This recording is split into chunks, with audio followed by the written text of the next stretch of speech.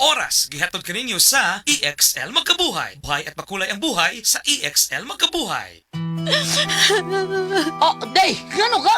Ang akong anak gidinggi, tabagi ko gulyat. Day, dugay na akong isibya sa kahinginan nga mugamit kitang sedliniment oil kay mauni tinuon nga mutabang nato. Ang pagsalig sa mga produkto sa Sed Marketing o sa sedliniment oil may usa sa pagdipinsa sa atong kaugalingon. Labi na yun sa dinggi, way lamok na makaduol nimo kung mugamit ka sa sedliniment oil. Sukad karon gulyat, mugamit ako sa Sed Liniment Oil ug ang akong tibuok pamilya kay dako kaayo gasto kung madenggi ka. Sedliniment oil, produkto sa Sed Marketing Incorporated.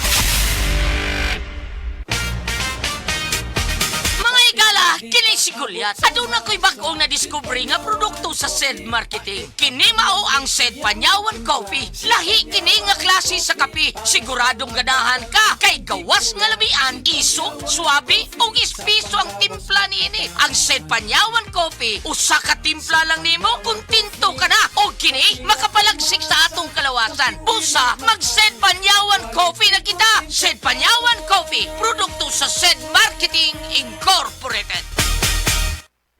Pag kayo'y nabasagan, madaling remedyohan. Pagkatapos dikitan, Parang bago na naman. Pioneer Epoxy, pandikit ng kristal, kahoy at bakal, pang-repair ng radiator, tambucho, refrigerator, martilyo, kutsilyo, tipo, araro, gero, aparador, pampatibay ng bangka, kisame, etc. Pioneer Epoxy, paborito ng bayan. Sa mga workaholic, epektibo ang atong Paragis Bila-Bila Herbal Coffee. Sama na lang ni Roland De La Cruz, nga taga Mati, Davao. Roland de la Cruz, sa Purok Isla, Barangay Central, Purok President. Anong ganahan man kay ka sa kape? Sa Bila-Bila Coffee, laskig ang imong lawas o mayo ang imong lihok. Basta laskig niya kondisyon, makalihok pag may sa trabaho. Kung di ka kainom, mura magluya na ka? Murag luya-luya, lahi ra gyud. Tungod kay nindot gyud ang Bila-Bila Coffee. Kini ginama sa GFMQ Marketing. Kay sa Paragis Bila-Bila, dili na ka mag-agwanta pa.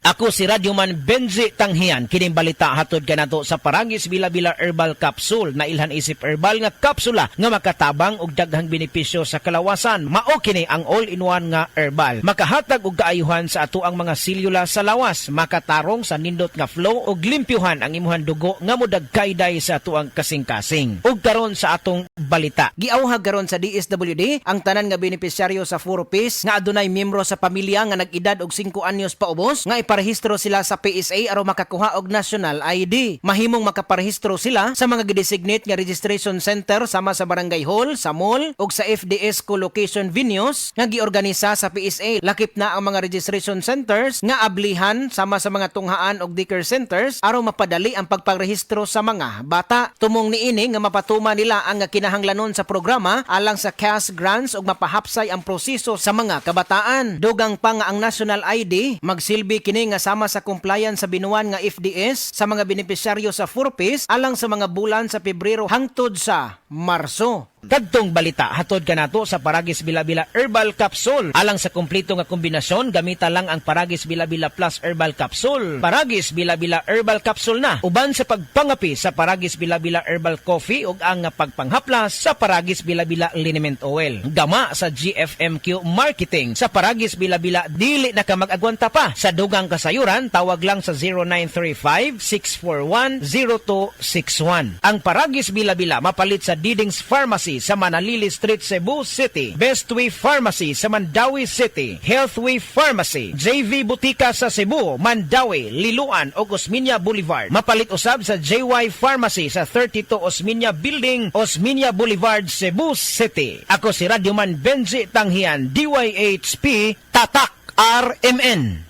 Ania, ang usa sa mga nakasulay og naayo sa iBerry. Hello! Ako si Lourdes, usa ka fruit vendor. Naadi ay ko katarata. Ingon si Doc, ipa-opera na. 80,000, di ko oy, mahal kaayo. Nagsulay ko aning iBerry. Nawala ang panganod og blurred sa akong pananaw. Murag na ay mantika sa akong mata. Epektibo sad daw ni sa katiguangan. Sa dihang nag-iBerry ko. Wala na katong panganod sa akong mata. Ug wala madayon ang paopera. Salamat sa iBerry. iBerry papalit sa Mercury, Rose Pharmacy o sa inyong mga suking butika. Butter na Max Coffee, drama. Memory and mood enhancer 30 seconders.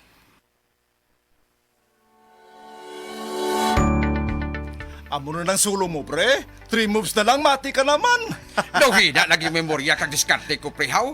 Pirmi lang kaya perdisi mo sa chess. Mag-Luther Max Coffee ka, pre. Nagapatan na sinis memorya kaga nagapakalma sang aton modo. Kita mo mga moves ko? Pang master, kag chill-chill lang kay ti. Kataway sa pensar ko. Pagbasa sa 9 na kabanata ng aklat ni Juan, pinagaling ni Jesus ang isang bulag, talata 1 hanggang 41. Sa paglalakad ni Jesus, nakita niya ang isang lalaking ipinanganak na bulag.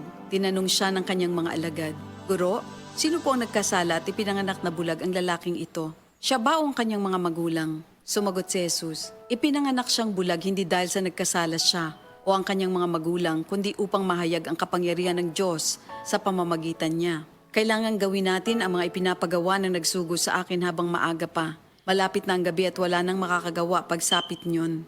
Habang ako'y nasa sanlibutan, ako ang ilaw ng sanlibutan." Pagkasabi nito, dumura si Jesus sa lupa at gumawa ng putik. Pagkatapos ipinahid niya ito sa mata ng bulag.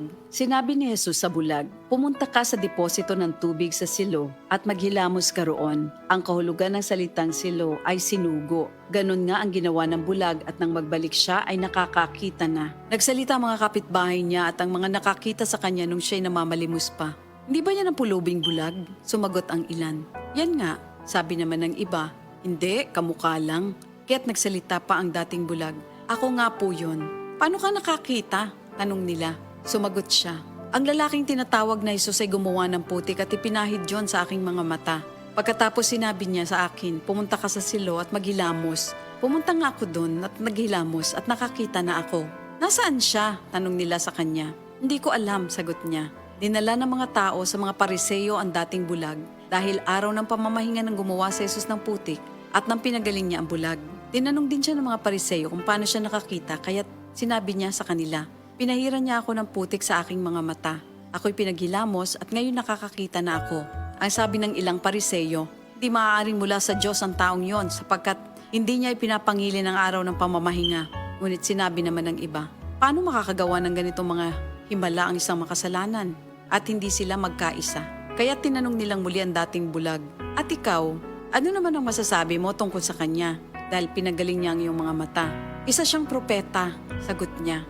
Ayaw maniwala ng mga Hudyo na siya'y talagang dating bulag kaya't ipinatawag nila ang kanyang mga magulang. "Anak nga ba ninyo ito? Talaga bang siya ipinanganak na bulag? Bakit nakakakita na siya ngayon?" tanong nila. Sumagot ang kanyang mga magulang, "Anak nga namin siya at siya ipinanganak ngang bulag. Ngunit hindi po namin alam kung bakit nakakakita na siya ngayon o kung sino ang nagpagaling sa kanya. Siya na po ang tanungin nyo. May sapat na gulang siya at nakakapagsalita na para sa kanyang sarili." Ganon nga ang sinabi ng kanyang mga magulang dahil takot sila sa mga Hudyo. Alam nilang pinagkakaisa ng mga Hudyo na itiwalag sa sinagoga ang sino mang magpahayag na si Jesus ang Kristo. Ito ang dahilan kung bakit sinabi ng kanyang mga magulang siya'y nasa tamang gulang na, siya ang tanungin nyo. Huli nilang ipinatawag ang dating bulag at sinabi sa kanya, "Sa pangalan ng Diyos, magsabi ka ng totoo. Alam namin ang taong yon ay makasalanan." Sumagot siya, "Hindi ko po alam kung siya'y masamang tao o hindi. Isang bagay po ang alam ko. Ako'y dating bulag, subalit ngayon ay nakakakita na." "Anong ginawa niya sa'yo? Paano niya pinagaling ang inyong mga mata?" tanong nila. Sumagot siya, "Sinabi ko na po sa inyo at ayaw naman ninyo akong paniwalaan. Bakit gusto ninyong marinig muli? Nais ba ninyong maging alagad din niya?" At siya kanilang minura. "Ikaw ay alagad niya, ngunit kami mga alagad ni Moises. Nalalaman naming nagsalita ang Diyos kay Moises, ngunit ang taong yon, hindi namin alam kung saan siya nanggaling." Sumagot ang lalaki, "Yan nga po ang nakakapagtaka. Hindi nyo alam kung saan siya nanggaling. Gayon pa man, pinagaling niya ang aking mga mata. Alam nating hindi pinapakinggan ng Diyos ang mga makasalanan, ngunit pinapakinggan niya ang mga tunay na sumasamba sa Kanya at sumusunod sa Kanyang kalooban. Doon pa man ay walang makapagpagaling ng mata ng taong ipinanganak na bulag. Wala pong magagawa ang taong yon kung siya hindi mula sa Diyos." Sumagot sila, "Ipinanganak ang makasalanan at ngayon nais mo pa kaming turuan?" At siya kanilang itiniwalag. Nabalitaan ni Jesus na ang lalaking pinagaling niya ay itiniwalag ng mga Pariseo. Kaya na matagpuan niya ito, ay kanyang tinanong, "Sumasampalataya ka ba sa anak ng tao?" Sumagot ang lalaki, "Sino po ba siya, Ginoo? Sabihin niyo po sa akin upang ako'y manalig sa kanya." "Siya'y nakita mo na. Siya ang kausap mo ngayon," wika ni Jesus. "Sumasampalataya po ako, Panginoon," ang sabi ng lalaki.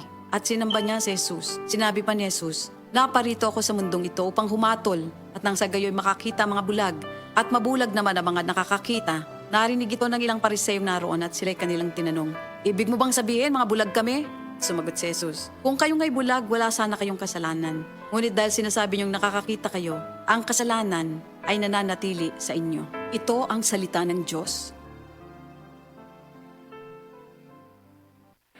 Hi, I'm Dr. Michael Smith, a medical doctor and senior health scientist of Life Extension Foundation USA. I recommend Life Extension Vitamin D3 for everybody. This is the most practical and wise way to protect our health from diseases like cancer, heart disease, diabetes, and a lot of other health conditions. Kinahanglan ligo ng diskarte mo nga mag-Blend 45 malunggay coffee na ay lami nga kaping Pinoy na swak sa panglasa. Dunay Pinoy tibay resistensya tungod kay naay kamunggay, vitamin C ug zinc with proper diet and exercise. Blend 45 malunggay coffee, ang kape sa madiskarte. Sulit sa bulsa mo nga palit na. Timplang Pinoy nga abot kaya. Mao ka na ang Blend 45, ang kape sa madiskarte. Attention boys, bata o teenager nga kulang sa height, dili sakto ang height tungod sa edad, ayaw kabalaka. Anian na ang Moringa Joy 350 mg your happy capsule. Makapaayo sa mahina ug daot nga bukog sa tawo. Ang gulay nga pinaka the best nga source sa calcium ug plant-based protein. Ingon pa sila, you are what you eat. Maong dapat balanse ang diet sa mabatanon, go, grow, and glow ang kaunon para sakto ang sustansya ug dili magkubol ang pagtaas sa bata. Ang Moringa Joy capsule ang mapalit sa tanang nga butika duol sa inyuhang mga lugar, tag 8 pesos lang. Ang respiratory diseases usa sa nagunang hinungdan sa kamatayon dinhi sa Pilipinas. Busa siguraduha nga himsog kanunay ang imong baga aron makalikay sa mga sakit sama sa lung cancer, COPD, tuberculosis ug uban pang sakit sa baga. Uban sa saktong diet, exercise ug pahuway, pag-inom og Vitalungs capsule. Makaayog yun sa imong katarapa ang iBerry ato paminawon sa testimonya sa naayo sa iBerry. Ako si Dorothy, store attendant sa Carmen. Nakasulay na ko aning iBerry mga isa ka buwan. Kay gusto ko mawala ang akong katarata. Puwerte ra ba pamula sa akong mata? Og di gyud ko kaklaro inigbasa. Mahal pud ang pagpa-opera. Pero nagpasalamat gyud ko sa iBerry. Kay nakatabang sa akong mata. Unya permanente ko na ni ginatumar kay may alibyo. Daghan salamat sa iBerry. iBerry mapalit sa Mercury, Rose Pharmacy o sa inyong mga suking butika.